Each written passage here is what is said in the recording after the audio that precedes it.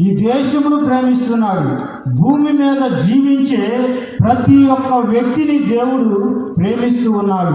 అయితే ఈ మనుషులందరి కోసమై దేవుడు పరలోకాన్ని ఏర్పాటు చేసి ఉన్నాడు. ఏం చేశాడండి? ఈ మనుషులందరి కోసం జీవించటానికి పరలోకం ఏర్పాటు చేసి ఉన్నాడు. ఆ పరలోకములో దేవుడు ఉంటాడు. ఆయనతో కలిసి మనందరము జీవించాలని దేవుడు పరలోకాన్ని ఏర్పాటు చేశాడు. అయితే ఈ నరకాన్ని ఎందుకు సృష్టించాడు దేవుడు అంటే, ఈ నరకాన్ని దెయ్యముల కోసము, భూతముల కోసము, అపనింద పిశాసుల కోసము దేవుడు ఏర్పాటు చేసి ఉన్నాడు. దేనికోసం చేశాడండి? భూతముల కోసము, దెయ్యముల కోసము, పిశాసుల కోసము ఈ నరకాన్ని ఏర్పాటు చేసి ఉన్నాడు. అయితే ఈ మనుషుల